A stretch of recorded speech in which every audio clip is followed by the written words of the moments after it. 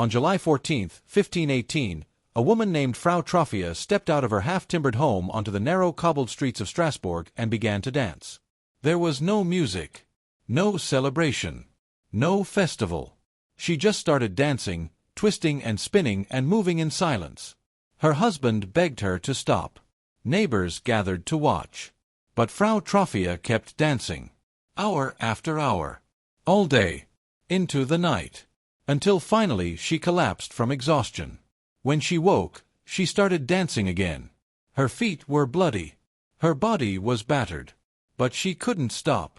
By the third day, 30 other people had joined her, dancing in the streets without rest. By the end of the week, the number had grown to over 50. And by August, 400 people were dancing uncontrollably through Strasbourg, some of them dancing themselves to death. This is the story of the dancing plague of 1518. One of the strangest mass hysteria events in recorded history. For nearly 2 months, hundreds of people in Strasbourg were seized by an uncontrollable urge to dance. They danced until they collapsed. They danced until their feet were destroyed. Some danced until their hearts gave out. And to this day, nobody is entirely certain why it happened. Strasbourg in 1518 was a prosperous city in the Holy Roman Empire, located in the Alsace region along the Rhine River. Today it's part of France, but in 1518 it was a free imperial city, independent and wealthy, a center of trade and culture. The city had elegant half-timbered houses, grand churches, busy markets, and a population of about 20,000 people. But by the summer of 1518, Strasbourg was suffering. The region had experienced a series of terrible harvests. Grain prices had skyrocketed. Famine was a real threat. Disease was everywhere. Syphilis, which had appeared in Europe just 20 years earlier, was spreading through the population. Leprosy was making a comeback. The plague, that ancient killer, had returned to claim more victims.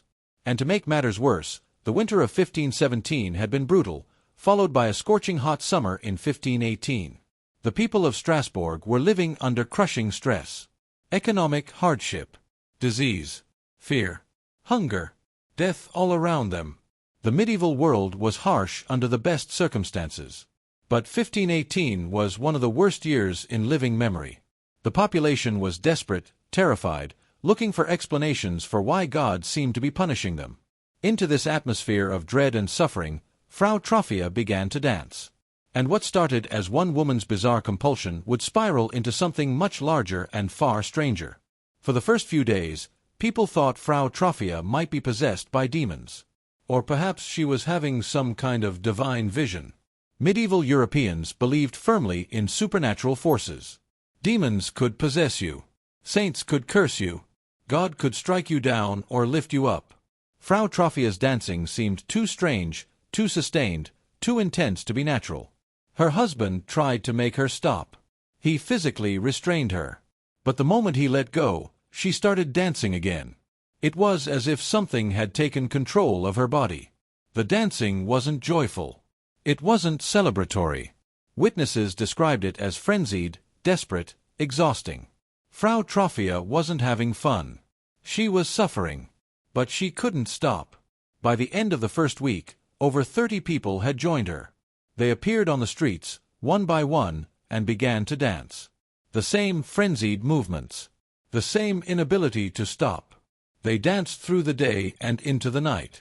Some collapsed and were carried away, only to return hours later to dance again.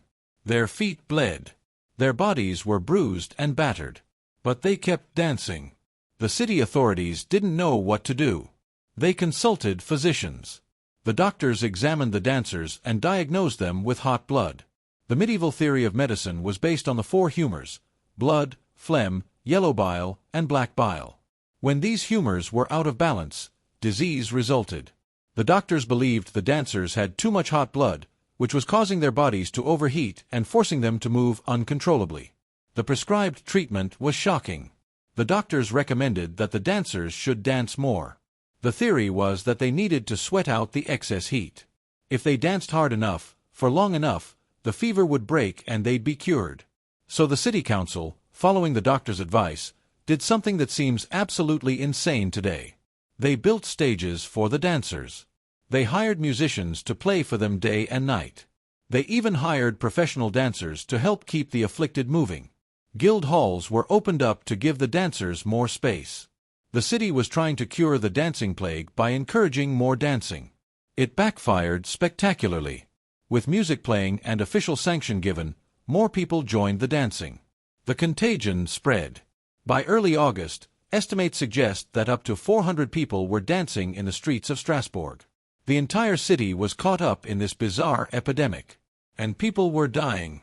The exact death toll is disputed. Some contemporary accounts claim that up to 15 people per day were dying from heart attacks, strokes, or sheer exhaustion. Modern historians debate these numbers, pointing out that the sources making these claims were often written decades or even centuries after the events.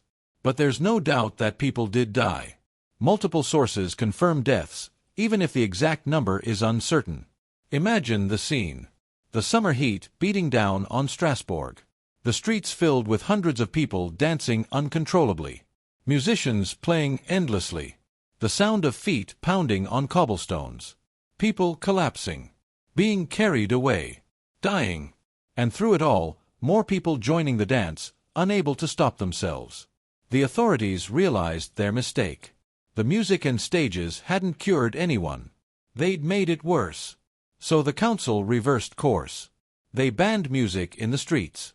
They banned public dancing. They closed the stages. And they started looking for other explanations. Medieval Europeans had a specific supernatural fear that might explain uncontrollable dancing. Saint Vitus, the 4th century Christian martyr, had become associated in medieval folklore with a terrible curse. If you angered Saint Vitus, or if he decided to punish you for your sins, he could curse you with a dancing mania. You'd be forced to dance until you died or until the saint showed mercy and released you. There are different stories about why Saint Vitus became associated with dancing. One legend says he once cast a demon out of an emperor's son who'd been convulsing. Another says he'd been tempted to return to pagan gods by being placed in a room with seductive dancers. Whatever the origin, by the 1500s, the connection was firm. Saint Vitus could make you dance. And in Strasbourg in 1518, people believed they were being punished by the saint. This belief was crucial. Modern historian John Waller, who's written extensively about the dancing plague, argues that the epidemic was a case of mass psychogenic illness. In other words, mass hysteria. But it wasn't random. It was shaped by the specific cultural beliefs of medieval Strasbourg. The people of Strasbourg in 1518 were under extreme psychological stress. Famine, disease, death, economic collapse. They were looking for explanations. And in their culture, one available explanation was Saint Vitus's curse. If you believed you'd angered the saint, if you believed you were being punished, if you feared his curse enough, your mind could make it real. You'd slip into a hysterical trance and dance uncontrollably. And once it started, once people saw others dancing, the fear spread. The power of suggestion took over. If my neighbor is dancing because Saint Vitus cursed them, maybe I'm next. Maybe I'm also guilty of sin. Maybe the saint will curse me too. And that fear, combined with extreme stress, could trigger the same hysterical response in more people. This is how mass psychogenic illness works. It's not faking. The people dancing weren't pretending. They genuinely couldn't stop. Their minds, under extreme stress and influenced by cultural beliefs, had created physical symptoms. The dancing was real. But it wasn't caused by demons or saints or disease. It was caused by psychological trauma manifesting as physical compulsion. Not everyone accepts this explanation. Some historians have suggested the dancers might have consumed bread made from rye contaminated with ergot fungus. Ergot contains chemicals similar to LSD and can cause convulsions and hallucinations. In severe cases, ergot poisoning causes something called St. Anthony's fire, which includes convulsive movements. But the ergot theory has problems. First, there's no evidence that Strasbourg had an ergot outbreak in 1518. Second, ergot poisoning causes other distinctive symptoms that weren't reported, like gangrene in the extremities, blackening of the arms and legs. Third, the dancing lasted too long. Ergot poisoning symptoms appear quickly and fade relatively quickly once the contaminated food is no longer consumed. The dancing plague lasted nearly 2 months. And crucially, the dancing plague of 1518 wasn't an isolated incident. Similar dancing manias had occurred in the region before. In 1374, a dancing epidemic had struck towns along the Rhine River, including Strasbourg. Similar outbreaks happened in other years. These repeated occurrences suggest a cultural phenomenon rather than random food poisoning. The Strasbourg City Council eventually decided the only solution was religious intervention. If this was Saint Vitus's curse, then Saint Vitus needed to be appeased. The worst afflicted dancers were taken by wagon to a shrine dedicated to Saint Vitus in the Vosges Mountains. There, they prayed and made offerings, begging the saint for mercy. And it worked. Or at least, it coincided with the end of the epidemic. The dancers taken to the shrine gradually stopped dancing. Without them leading the mania in Strasbourg, the remaining dancers began to lose momentum. One by one, they stopped. The music had been banned. The stages had been dismantled. The most extreme cases had been removed. And the psychological grip of the phenomenon began to fade. By early September 1518, the dancing plague was over. The streets of Strasbourg returned to normal. The survivors recovered, their feet healing, their bodies regaining strength. Those who had died were buried. And the city tried to make sense of what had happened. Contemporary accounts of the dancing plague survive in multiple sources. Physician notes describing the symptoms and treatments. Cathedral sermons addressing the spiritual implications. Chronicles compiled by city officials. Council records detailing the city's response. These documents leave no doubt that the event really happened. Hundreds of people really did dance uncontrollably for weeks. People really did die. But the accounts differ on details. The exact number of dancers varies. Some sources say 50, others say over 400. The death toll is disputed, with some sources claiming many deaths and others not mentioning deaths at all. The identity of the first dancer is uncertain. Most sources call her Frau Trophia, but some give different names or say she was unnamed. These inconsistencies are typical of historical sources from this period. Record-keeping was less precise. Different chroniclers had different agendas. Some accounts were written years after the events, relying on memory and hearsay. But the core facts are consistent across sources. In the summer of 1518, a dancing mania seized Strasbourg. It lasted about 2 months. It involved large numbers of people. And it was serious enough that the city council took dramatic measures to stop it. The dancing plague of 1518 was the most famous example of what medieval Europeans called choreomania, or dancing mania. But it wasn't the only one. The first recorded dancing epidemic occurred in the 7th century in Italy. Throughout the medieval period, similar outbreaks happened across Europe, particularly in Germany and the Low Countries. The 1374 outbreak was particularly widespread. It started in Aachen and spread along the Rhine to cities including Cologne, Strasbourg, and Metz. Thousands of people across multiple cities were affected. The dancing in 1374 was reportedly even more extreme than in 1518, with people forming circles and dancing together, sometimes holding hands, sometimes leaping high into the air. After 1518, dancing manias gradually disappeared. There were a few more outbreaks in the 1500s, but by 1600 they'd essentially stopped. Why? Historians suggest it's because the cultural beliefs that enabled them changed. The Protestant Reformation was sweeping through Europe, changing how people thought about saints and divine punishment. Medical understanding was slowly improving. The specific combination of extreme stress and specific supernatural beliefs that triggered dancing manias was fading. But mass psychogenic illnesses didn't disappear. They just took different forms, shaped by different cultural contexts. In 1962, a laughing epidemic struck Tanzania. It started in a girls' boarding school. A few girls started laughing uncontrollably. Within hours, 95 out of 159 students were affected. The school had to be closed. The laughing spread to other schools, affecting over 1,000 people over 18 months. Some people laughed for up to 16 days straight. In 1983, nearly 1,000 Palestinians experienced fainting, dizziness, and other symptoms. Initial reports blamed it on Israeli chemical warfare. Investigations found that some cases might have been caused by a chemical irritant, but the vast majority were cases of mass psychogenic illness, triggered by fear and stress. In 2011 and 2012, Multiple girls at a high school in Leroy, New York developed tics and speech problems. Medical testing found no physical cause.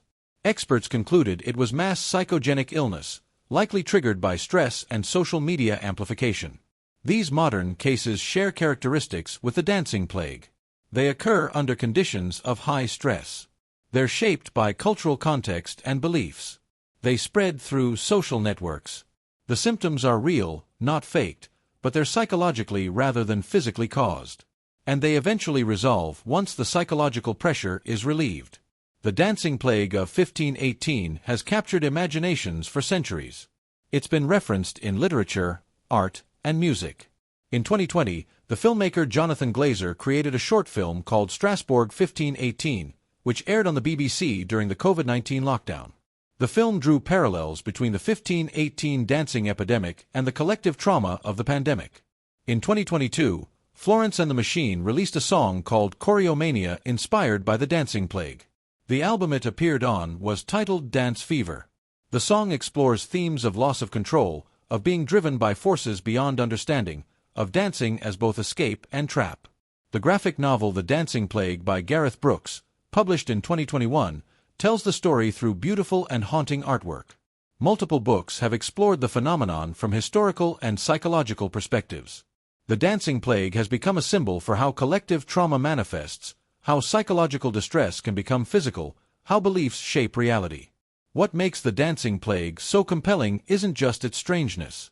It's what it reveals about human psychology, about how our minds work under extreme stress, about the power of belief to shape our physical experience, about how social contagion spreads, about the ways communities respond to crises they don't understand. The people of Strasbourg in 1518 were suffering. They were hungry, sick, afraid, and desperate for explanations. They believed in Saint Vitus's curse. And that belief, combined with crushing stress, created a situation where hundreds of people genuinely couldn't stop dancing. Not because they were possessed, not because they were poisoned, but because their minds, pushed past breaking point, found a culturally available way to express unbearable distress. The city's response, both the initial encouragement to dance more and the later religious intervention, reflects their understanding of the world. They were doing what made sense given their beliefs and knowledge. The doctors genuinely thought they were helping by prescribing more dancing. The council genuinely thought appeasing Saint Vitus would work. And perhaps the religious pilgrimage did help, not because Saint Vitus was real, but because it gave the afflicted a way out. A culturally acceptable resolution. Permission to stop dancing. Today, we understand mass psychogenic illness better. We know it's a real phenomenon.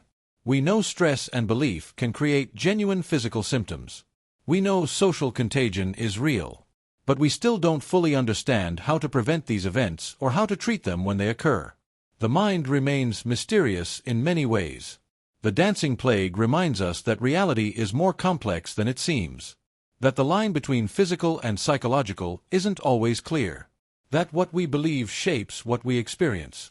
That suffering can manifest in unexpected ways. That communities under stress can experience bizarre collective phenomena. It also reminds us that history is full of strange events that really happened. When you first hear about the dancing plague, it sounds like fiction, like something from a horror story or a fantasy novel.